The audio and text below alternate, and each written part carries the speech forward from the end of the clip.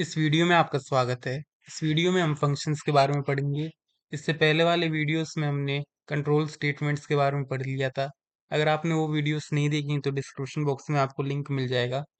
तो इस वीडियो में सबसे पहले हम फंक्शन के कॉन्सेप्ट को समझेंगे और उसके बाद उसको प्रैक्टिकली करके देखेंगे। तो चलिए अब हम शुरू करते हैं।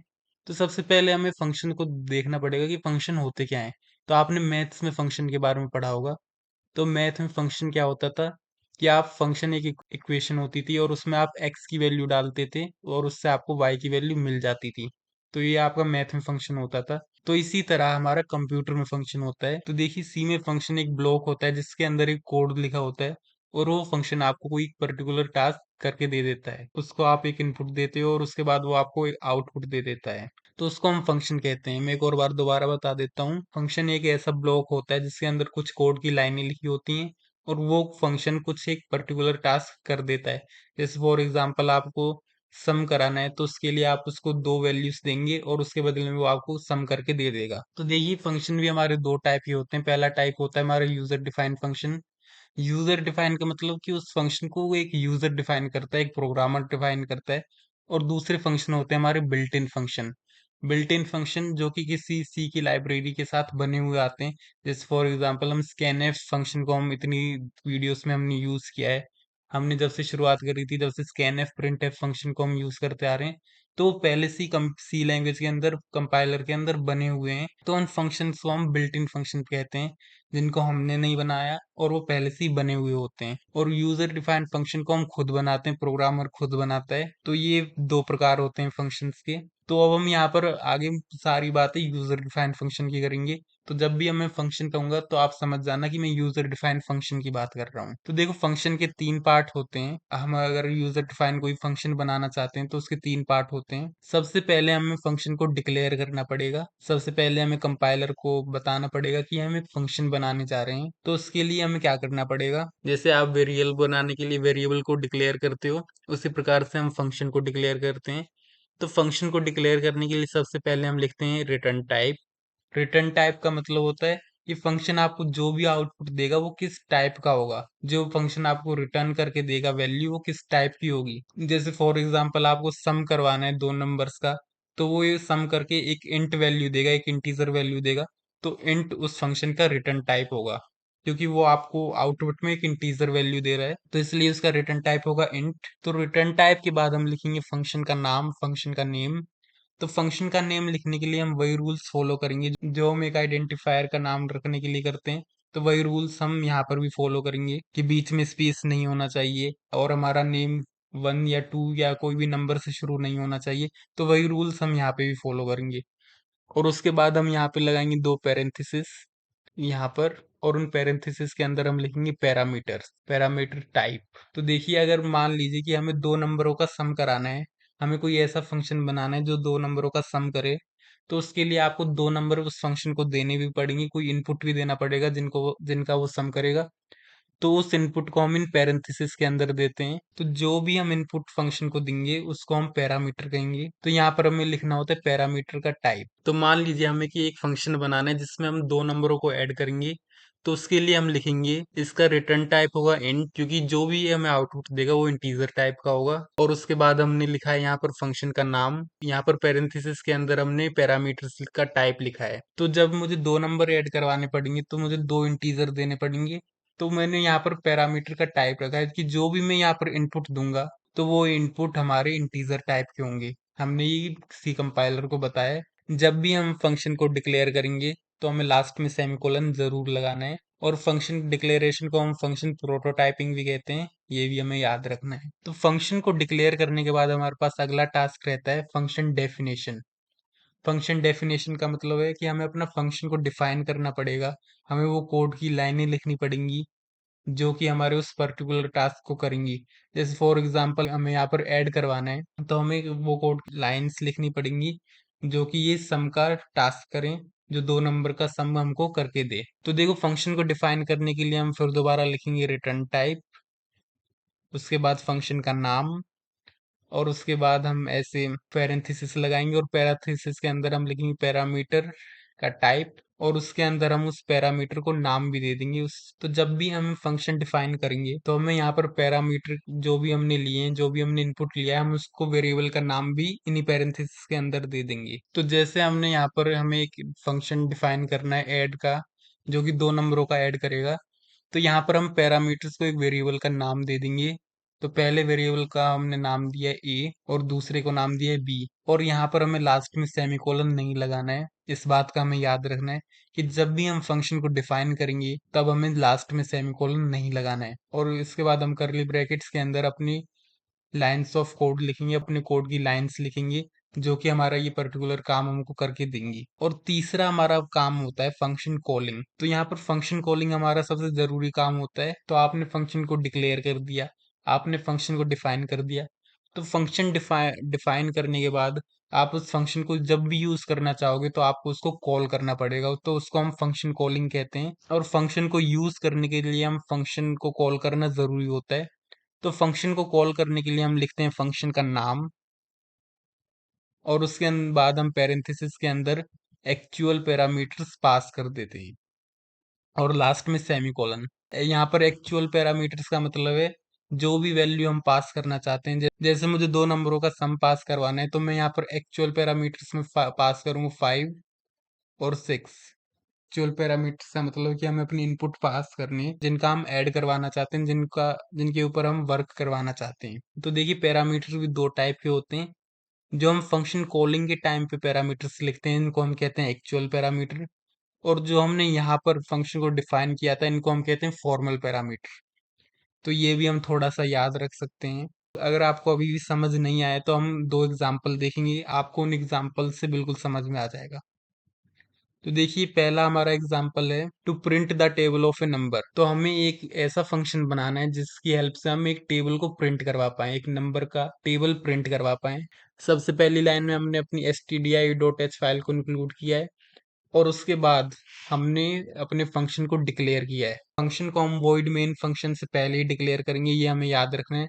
हमें वॉइड मेन फंक्शन से पहले इसको डिक्लेयर करना होगा। तो देखिए, यहाँ पर हम सबसे पहले लिखेंगे इसका रिटर्न टाइप, जो कि मैंने लिखा है वॉइड। देखिए, वॉइड का मतलब क्या होता है? हिंदी में वॉइड का मतलब होता है खाली। तो यहाँ पर वॉइड का मतलब है कि ये कुछ भी रिटर्न नहीं करेगा, ये हमें कोई भी वैल्यू रिटर्न करके नहीं देगा। तो इसलिए मैंने यहाँ पर लिखा है वॉइड, क्योंकि हम टेबल के इस फंक्शन के अंदर ही अपने टेबल को प्रिंट करवाएंगे, तो इसलिए मैंने यहाँ पर वॉइड लिखा है। और उसके बाद मैंने लिखा है फंक्शन का नाम टेबल, और टेबल के अंदर मैंने पैरेंथेसिस के अंदर लिखा है इंट, क्योंकि यहाँ पर हम एक इंटीजर वैल्यू पास करेंगे तो उसका डाटा टाइप होगा इंट। तो इसलिए मैंने यहाँ पर इंट लिखा है, और लास्ट में हमने लगाया सेमीकोलन। तो यहाँ पर हमने कंपाइलर को बता दिया है कि हम एक फंक्शन बनाएंगे टेबल नाम का, जिसका रिटर्न टाइप होगा वॉइड, और उसमें हम एक इंटीजर टाइप का पैरामीटर पास करेंगे। और उसके बाद हमने अपना वॉइड मेन फंक्शन लिखा है। तो हमें एक और बात याद रखनी है कि जो भी हम जितने भी फंक्शन लिख लें, हम चाहे 100 फंक्शन लिख लें, चाहे 1000 फंक्शन लिख लें, हमारा जो कंपाइलर होगा वो सबसे पहले वॉइड मेन फंक्शन को ही कॉल करेगा, वो वॉइड मेन फंक्शन का ही प्रोग्राम चलाएगा। तो हमें ये बात याद रखनी है। बाकी सारे फंक्शन को हम कभी भी डिफाइन कर सकते हैं, कहीं भी डिफाइन कर सकते हैं, लेकिन जो हमारा कंपाइलर होगा वो सबसे पहले वॉइड मेन फंक्शन के कोड को ही पढ़ेगा। तो देखिए, यहाँ पर वॉइड मेन फंक्शन के अंदर हमने लिखा है इंट टी। हमने टी नाम का एक वेरिएबल डिक्लेयर किया है, और हमने स्कैनफ की हेल्प से यूजर से टी की एक वैल्यू ली है। और लास्ट में हमने क्या किया है, हमने फंक्शन को कॉल किया है। हमने यहाँ पर पहले फंक्शन की कॉलिंग की है वॉइड मेन के अंदर टेबल टी। तो देखो, फंक्शन कॉलिंग में हमें कुछ नहीं करना होता, हमें बस केवल फंक्शन का नाम लिखना है, और जिस वैल्यू का हमें टेबल प्रिंट करवाना चाहते हैं, हमें उस वैल्यू को यहाँ पर इन पैरेंथेसिस के अंदर पास करना है, और लास्ट में सेमीकोलन लगाना है। तो इस प्रकार से हम फंक्शन को कॉल करेंगे। अब हमारा काम रह जाएगा तीसरा, फंक्शन को डिफाइन करना। और फंक्शन को हम कहीं पे भी डिफाइन कर सकते हैं। तो देखिए, यहाँ पर हमने फंक्शन को डिफाइन किया है। सबसे पहले हम लिखेंगे रिटर्न टाइप, इसका रिटर्न टाइप है वॉइड। उसके बाद हमने लिखा है फंक्शन का नाम टेबल, और उसके अंदर हमने इंटीजर n, जो भी हमारा पैरामीटर था, उसको हमने एक वेरिएबल का नाम दे दिया n। और यहाँ पर n इसका फॉर्मल पैरामीटर है। तो अब हमें इस n का टेबल प्रिंट करना है, और हमें एक बात याद रखनी कि यहाँ पर लास्ट में हमें सेमीकोलन नहीं लगाना है। जब हम फंक्शन को डिफाइन करेंगे तब हमें सेमीकोलन नहीं लगाना है। इन दोनों करली ब्रैकेट्स के अंदर हमने अपना कोड लिखा है। तो इसके अंदर हम वही कोड लिख देंगे जो हम अब तक पढ़ते आए हैं टेबल को प्रिंट करवाने के लिए। इसके अंदर कोई भी चेंज नहीं आएगा। तो यहाँ पर हमने लिखा है इंट आई इक्वल टू 1। यहाँ पर उसके बाद हमने while लूप चलाया आई इज लेस देन 11, और इसके अंदर हमने ब्रैकेट्स के अंदर लिखा print F slash N percentage D और कॉमा एन इंटू आई। तो जब भी हमारा ये लूप चलेगा तो इससे हमारा टेबल प्रिंट हो जाएगा, और लास्ट में हमने लिखा है आई प्लस प्लस। तो जब हमारा ये लूप पहली बार चलेगा तो यहाँ आई की वैल्यू होगी 1, और यहाँ पर एन इंटू 1 प्रिंट हो जाएगा। और जब ये दूसरी बार चलेगा तो आई की वैल्यू होगी 2, और यहाँ एन इंटू 2 प्रिंट हो जाएगा। तो इसी प्रकार से ये 10 बार चलेगा तो हमारा टेबल प्रिंट हो जाएगा। तो इस प्रकार से हम अपने फंक्शन को डिफाइन करते हैं, डिक्लेयर करते हैं और कॉल करते हैं। तो देखो, फंक्शन को लिखने का एक बेनिफिट ये होता है कि ये जो हमने कोड लिखा है ये हम डायरेक्ट यहाँ पर भी लिख सकते थे, लेकिन मान लीजिए हमें एक नंबर का नहीं, हमें 5 6 या 10 15 कई सारे नंबरों का हमें टेबल प्रिंट करना होता, तो हमें यहाँ पर इस पूरे इतने सारे बड़े कोड को बार बार लिखने की जरूरत नहीं है। अब हम यहाँ पर टेबल के अंदर केवल वैल्यू पास कर देंगे और हमारा 10 12 बार पूरा ये टेबल प्रिंट हो जाएंगे, जितनी बार हम कराना चाहें। तो हमें फालतू मेहनत नहीं करनी पड़ती बार बार कोड को लिखने की, इसलिए हम फंक्शन का यूज करते हैं। और अब हम अपना दूसरा एग्जाम्पल देखते हैं, function to return sum of two numbers. तो ये फंक्शन क्या करेगा, ये दो नंबरों का सम करके हमको देगा। सबसे पहले हमने stdio.h फाइल को इंक्लूड किया है, और उसके बाद अब हमें इसको डिक्लेयर करना पड़ेगा। तो फंक्शन को डिक्लेयर करने के लिए हम क्या करेंगे, सबसे पहले हम लिखेंगे इसका रिटर्न टाइप। फंक्शन जो हमें आउटपुट देगा वो किस टाइप का होगा, वो किस डाटा टाइप का होगा। तो अगर हम दो नंबरों का ऐड करवाना चाहते हैं तो वो इंटीजर टाइप का होगा, इसलिए हमने यहाँ पर लिखा इंट, और उसके बाद हमने लिखा फंक्शन का नाम ऐड, और उसके बाद दो पैरेंथेसिस के अंदर हमने पैरामीटर्स का टाइप लिखा int int int comma int. जिन नंबरों का हम सम करवाना चाहते हैं वो इंटीजर टाइप के होंगे। यहाँ पर हम कोई और टाइप भी लिख सकते हैं, हम फ्लोट फ्लोट भी लिख सकते हैं, लेकिन अगर हम यहाँ पर फ्लोट लिखेंगे तो हमें रिटर्न टाइप में भी फ्लोट लिखना पड़ेगा। और इन सब के बाद हमें लास्ट में सेमीकोलन जरूर लगाना है। तो अब तक हमने कंपाइलर को बता दिया कि हम एक फंक्शन बनाना चाहते हैं ऐड नाम का, और उसके बाद हमने अपना लिखा है वॉइड मेन फंक्शन। हमने तीन वेरिएबल डिक्लेयर किए हैं ए बी सी, और उसके बाद में स्कैनफ की हेल्प से दो वैल्यू इनपुट कराई और उनको ए और बी में स्टोर कर लिया, और उसके बाद सी इज इक्वल टू एड ए और बी, ए कोमा बी। तो देखो यहाँ पे क्या हुआ, तो यहाँ पर हमने अपने फंक्शन को कॉल किया एड ए कोमा बी, यहाँ पर हमने एक्चुअल पैरामीटर में ए और बी को पास कर दिया, और ये फंक्शन हमको एक वैल्यू देगा, और उस वैल्यू को हमने सी में स्टोर करा लिया, और फिर लास्ट में हमने उस सी को प्रिंट कर दिया, जिससे कि हमारा सम प्रिंट हो जाएगा। तो अब हमने फंक्शन को डिक्लेयर कर दिया, फंक्शन को कॉल कर दिया, और अब हम फंक्शन को डिफाइन करना पड़ेगा। अगर हम फंक्शन को डिफाइन नहीं करेंगे तो हमारा ये एरर शो करेगा और हमारा ये प्रोग्राम नहीं चलेगा। तो इसलिए फंक्शन को डिफाइन करना भी जरूरी है। तो ये तीनों स्टेप्स ही जरूरी हैं।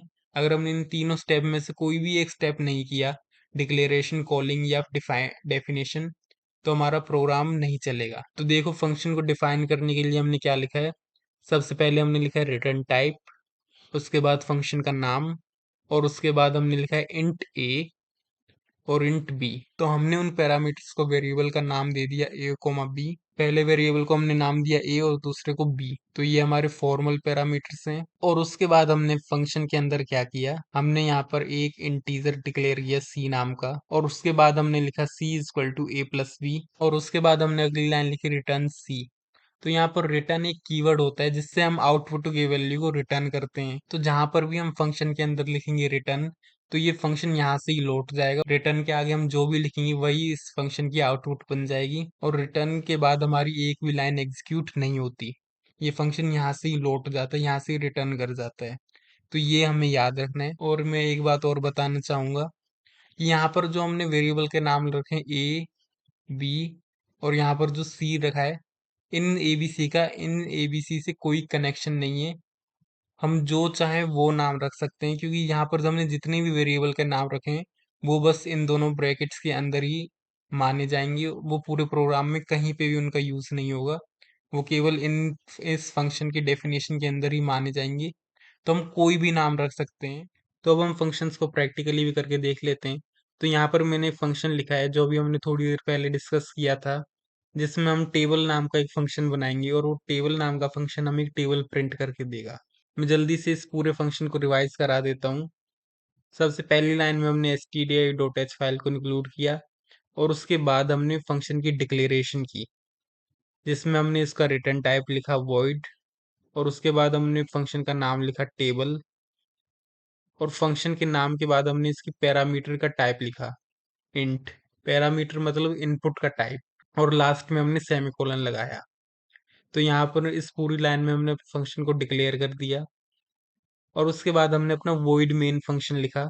तो void मेन फंक्शन के अंदर हमने एक t नाम का वेरिएबल डिक्लेयर किया, जिसका हमने टाइप रखा इंटीजर। उसके बाद हमने प्रिंट एफ की हेल्प से एक लाइन प्रिंट करवाई, एंटर नंबर, और स्कैन एफ की हेल्प से एक वैल्यू इनपुट करा ली, और उसके बाद हमने अपने फंक्शन टेबल को कॉल किया, और इसमें हमने एक्चुअल पैरामीटर पास किया t। तो जो भी हम कॉल के वक्त जो भी वैल्यू पास करेंगे उसको हम एक्चुअल पैरामीटर कहते हैं। तो इसको हमें याद रखना है। और वॉइड मेन फंक्शन को डिफाइन करने के बाद हमने अपना नेक्स्ट फंक्शन डिक्लेयर किया, टेबल। तो यहाँ पर हमने सबसे पहले इसका रिटर्न टाइप वॉइड रख लिखा, उसके बाद हमने इसका नाम लिखा टेबल, और उसके बाद हमने यहाँ पर लिखा इंट n। तो हमने यहाँ पर उस पैरामीटर को एक नाम दे दिया n, और इसको डिफाइन करने के लिए हमने इन करली ब्रैकेट्स के अंदर अपना पूरा कोड लिखा, जिसकी हेल्प से हम अपने टेबल को प्रिंट करेंगे। तो यहाँ पर हमें वही कोड लिखना है जो हम void मेन फंक्शन में लिखा करते थे। तो देखिए यहाँ पर हमने सबसे पहले लिखा इंट i इक्वल टू 1।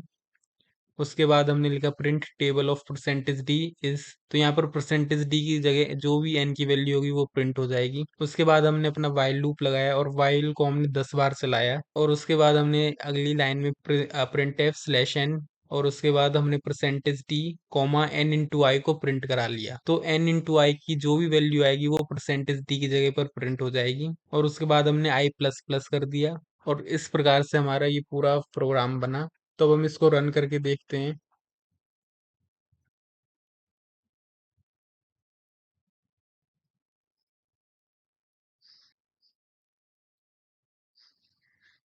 तो यहाँ पर मैंने एंटर नंबर में 7 को एंटर किया, और उसके बाद 7 का टेबल प्रिंट हो गया।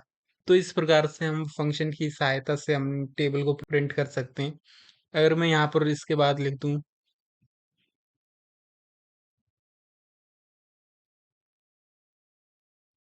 तो मैंने यहाँ पर इसके बाद टेबल 9 को भी लिख दिया है, और इसको अगर मैं रन करना चाहूँ, तो देखिए यहाँ पर अब की बार हमारा आउटपुट आया। सबसे पहले इसने हमसे एक नंबर लिया, एंटर नंबर 7, और उसके बाद 7 का टेबल प्रिंट हो गया, और इस 7 के नीचे हमारा 9 का टेबल भी प्रिंट हो गया, क्योंकि मैंने यहाँ पर टेबल के अंदर 9 को भी पैरामीटर में दे दिया था। तो इस प्रकार से हम टेबल को, इस फंक्शन को जितनी बार कॉल करना चाहें उतनी बार कॉल कर सकते हैं, और मुझे टेबल 9 के लिए एक अलग से पूरा कोड लिखने की जरूरत नहीं पड़ी। तो देखिए यहाँ पर मैंने दूसरा प्रोग्राम भी लिख दिया, जिसमें हम दो नंबरों का सम प्रिंट कराएंगे। तो इसको भी हमने फंक्शन की हेल्प से किया है। तो देखिए सबसे पहले हमने stdio.h फाइल इंक्लूड करने के बाद अपने फंक्शन को डिक्लेयर किया है। इसका रिटर्न टाइप हमने इंट रखा है, क्योंकि जो भी वैल्यू दोनों नंबरों का ऐड करने के बाद आएगी वो इंटीजर टाइप की होगी। और उसके बाद हमने फंक्शन का नाम लिखा है ऐड, और उसके बाद हमने इसके पैरामीटर का टाइप लिखा है जो कि इंटीजर टाइप का है। और ये दो पैरामीटर हैं, तो इसलिए हमने यहाँ पर इंट कॉमा इंट लिखा है। तो जितने पैरामीटर होंगे हमें उतनों का टाइप लिखना है, हमें उतनी बार ही लिखना होगा। अभी हम दो नंबरों का सम कराना चाहते हैं, तो इसलिए हमने यहाँ पर इंट कोमा इंट लिखा है। अगर हम तीन नंबरों का सम कराना चाहेंगे तो हम लिखेंगे इंट कोमा इंट 3 बार, और उसके बाद हमने लास्ट में सेमीकोलन लिखा है। और हमने वॉइड मेन के फंक्शन के अंदर अपना मेन प्रोग्राम लिखा है इंट एबीसी। हमने तीन वेरिएबल डिक्लेयर किए एबीसी, और उसके बाद हमने लिखा print F enter two number, और स्कैन एफ की हेल्प से हमने दो नंबर को इनपुट करा लिया। उसके बाद हमने लिखा C is equal to add A comma B. तो यहाँ पर हमने एक्चुअल पैरामीटर को पास कर दिया ए कोमा बी। तो जो भी वैल्यू ये रिटर्न करके आएगी उस वैल्यू को हमने सी में स्टोर कर लिया, और उसके बाद हमने लास्ट लाइन में प्रिंट एफ फंक्शन की हेल्प से सी को प्रिंट करा लिया, सम को प्रिंट करा लिया। और अब हमारा लास्ट काम रह गया इस फंक्शन को डिफाइन करना। तो इस फंक्शन को, ऐड फंक्शन को डिफाइन करने के लिए हम लिखेंगे इसका इंटीजर रिटर्न टाइप, और उसके बाद हमने लिखा है इस फंक्शन का नाम ऐड, और उसके बाद हमने इसके पैरामीटर को नाम दे दिया ए कोमा बी। तो ए कोमा बी इस फंक्शन के फॉर्मल पैरामीटर बन जाएंगे। और इसके बाद हमने करली ब्रैकेट्स के अंदर अपना कोड लिखा इंट सी। हमने एक नया वेरिएबल सी डिक्लेयर किया, और उसके बाद हमने सी के अंदर ए प्लस बी को स्टोर करवा लिया, और फिर हमने सी को रिटर्न कर लिया। तो अब हम इसको भी रन करके देख लेते हैं। तो यहाँ पर मैंने दो नंबर इनपुट किए, 76 और 90। तो हमारा सम आया 166। तो इस प्रकार से हम फंक्शन की हेल्प से भी अपने काम को आसान बना सकते हैं। हमें कोड को बार बार लिखने की जरूरत नहीं है। और हमें एक बात याद रखनी है, जब भी हम यहाँ पर रिटर्न करेंगे कोई वैल्यू, तो एक फंक्शन एक टाइम पर केवल एक ही वैल्यू रिटर्न कर सकता है। अगर हम चाहें कि हम दो वैल्यू रिटर्न कर दे सी कोमा डी, तो हम ऐसा नहीं कर सकते, यहाँ पर एरर आ जाएगा। फंक्शन केवल एक ही वैल्यू रिटर्न करता है, ये हमें याद रखना है। तो आज के वीडियो में अगर आपको कोई डाउट हो तो आप कमेंट सेक्शन में पूछ सकते हैं, मैं उसको सॉल्व करने का पूरा प्रयास करूंगा। Thank you.